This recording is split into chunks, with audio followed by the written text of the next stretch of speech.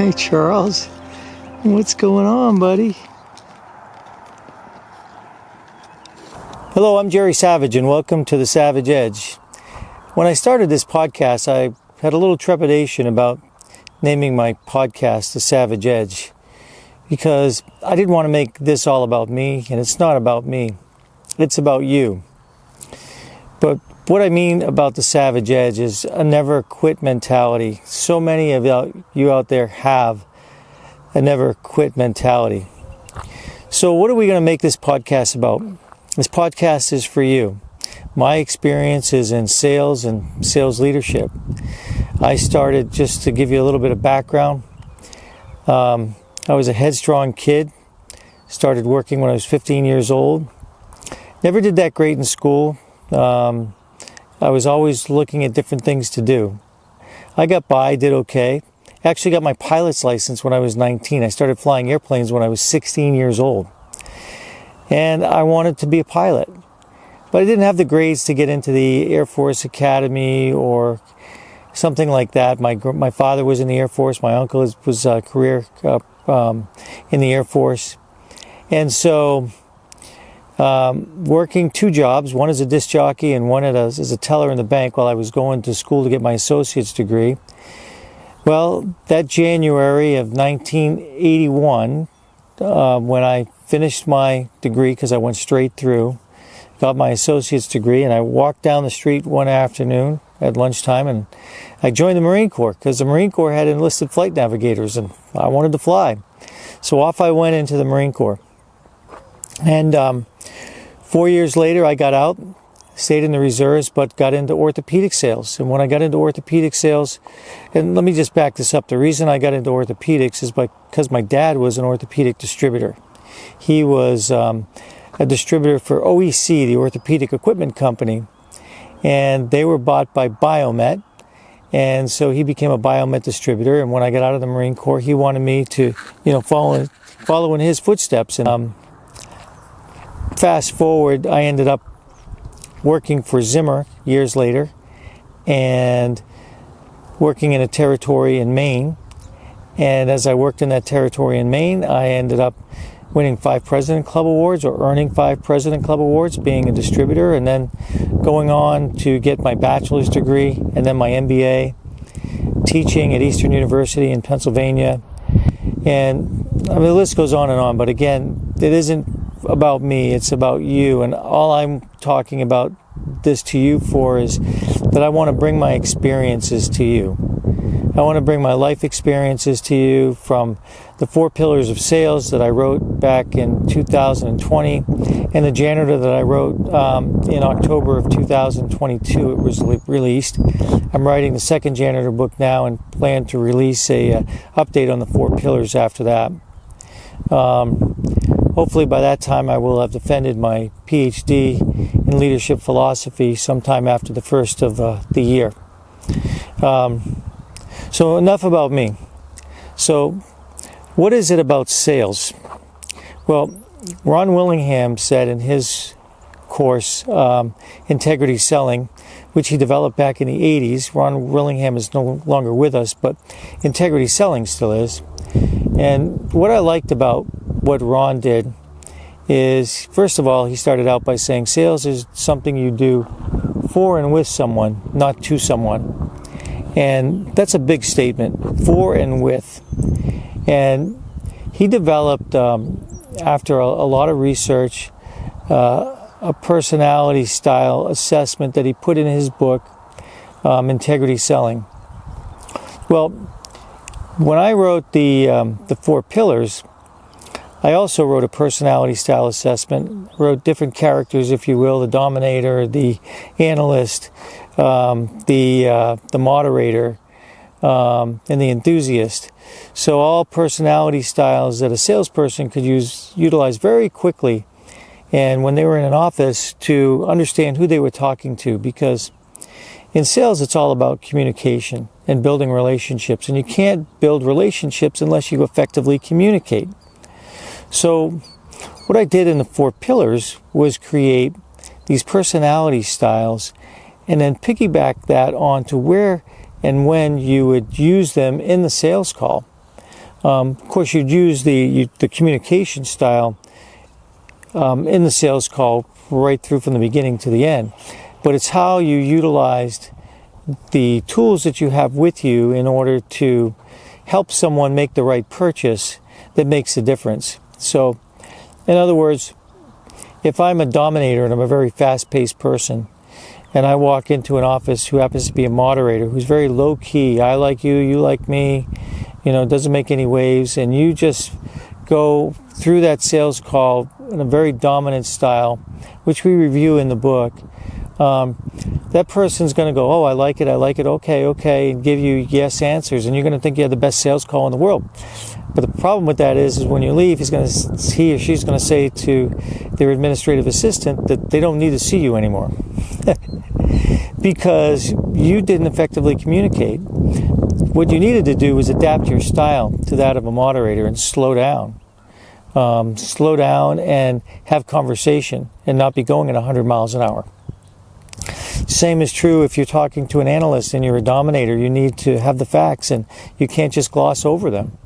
And so all those interactions, knowing your personality style and knowing that style of somebody else's makes a huge difference on whether you're going to build a relationship or even get the next appointment.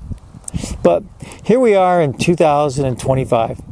It's not 1995, it's not 2005, and we can't sell like we used to. But we still need relationships. We still need to build relationships. Now, I'm going to a meeting on Friday. I'm driving away from this beautiful state of Pennsylvania up to the beautiful state of Maine, where I used to live. And I'm going to Content Crib 4.0. And in Content Crib, Matthew Ray Scott and Eric Anderson, for the last couple of years, have talked a lot about virtual at scale, especially since COVID, when we couldn't get into offices and see people. And now that's changed everything because people have changed the way they do business because of that. And so not being able to get in to see as many people as you can as a salesperson is tough. So we have to communicate effectively, but in a different way.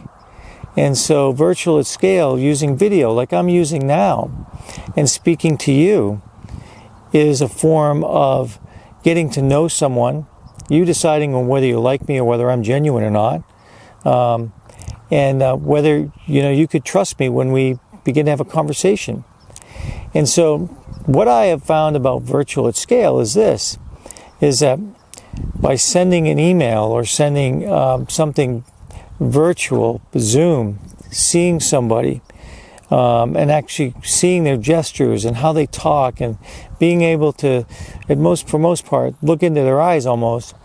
When you meet that person, it's almost like you know them. And then what takes place from there is where you really need to use those tools that we talked about early on in the 4 pillars. So nothing is obsolete there. It's just about how we have to communicate now and how we use those tools in order to effectively build relationships. So that's what we're going to talk about at the beginning. I'm going to bring some guests on, some successful salespeople, surprise guests later on as we get through some of these episodes. But one of the things that I wanted you to take away today is that sales is all about building relationships. And in order to build relationships, you have to, I say have to, and I really wholeheartedly mean this, you need to be able to be present enough to see how that person is communicating, look at their gestures. Now, we've got 2 horses out in the field with 2 different personalities. And the one reason that I like to work with horses in leadership is because they reflect back to you exactly what's going on with you. And in our leadership, our work with horses, in our work with horses in leadership, when someone's leading a horse and they're leading with intent, in other words, they have something on their mind that they want to complete or an issue that they want to resolve, and they're going through the steps in their mind, that horse is giving them feedback to whether they're focused or not. So when you're meeting somebody for the first time, like a lot of people meet our horses for the first time, what happens is that they, by the horse reflecting back to that person, they can tell whether that person is focused or not. And that person, if they're not focused, the horse might stop and eat grass or not go with them, or it might be a scenario where they have some difficulty going around a little course. And people can see that feedback from afar. A third party can actually see what's going on. And we like to give people news flashes or news headlines when they get back to the in-gate where the course was on their course, and say, what did you see? And I remember when I first went through that course, I thought, oh, here I am an equestrian, I'll go through here, and the horse just stopped and started eating grass. And I'm like, wait a minute, I'm an equestrian, I know how to do this. So eventually I improvised and walked in a circle, and the horse went around with me, and we had 4 people up there, and one person, and said, okay, the facilitator said, what did you see? One lady said, well, I saw creativity. And one other person said, I think, like determination. But then the other person said, well, I saw vision without action. I'm like, oh my God, that hit right here. Because I was thinking about starting businesses. I was thinking about doing so many things. I wasn't focused. I had vision, but I wasn't taking action on any of them. So vision without action. Now, guess what? That was 5 years ago that happened. So now, what does that tell me that I can relate to you that might help a little bit here? Horses, although that was a metaphor, right? Our work with horses I don't call them 1,200-pound metaphors in jest. I say that when you were at an event that you remember that really hit home with you, and whether it was a tragedy, whether it was a sporting event, whether it was something you accomplished, you remember that event and what you were doing. So vision without action, when I was leading that horse around, his name was Charlie Blue Eyes, he's no longer with us, I still remember that. And I remember it vividly. So vision without action, to me, is, when you set out to accomplish something and you do it with intent, and you've got vision, then you have to take action. So people that leave our courses take those things away and they never forget them. So what we're going to do in this course and what we're going to do on this podcast is talk a lot about sales, talk about building relationships, talk a lot about people. I want to hear from you. I want to know what's working for you, what's not working for you, because the world is changing. And I have experience, you have experience. I don't have all the answers. No one has all the answers. There's nobody out there on LinkedIn or wherever that is going to have all the answers for you. Because an issue is going to come up and, you may think, okay, I've got the answer, and you don't. And then some expert's going to come in and convince you that, they have the best sales tools and they have, the best coaching business. Everybody's different. Remember this. We all have something to offer. God put us here. We're all different, but we're all the same, right? We all have something to offer. So I hope you'll join me on the coming episodes.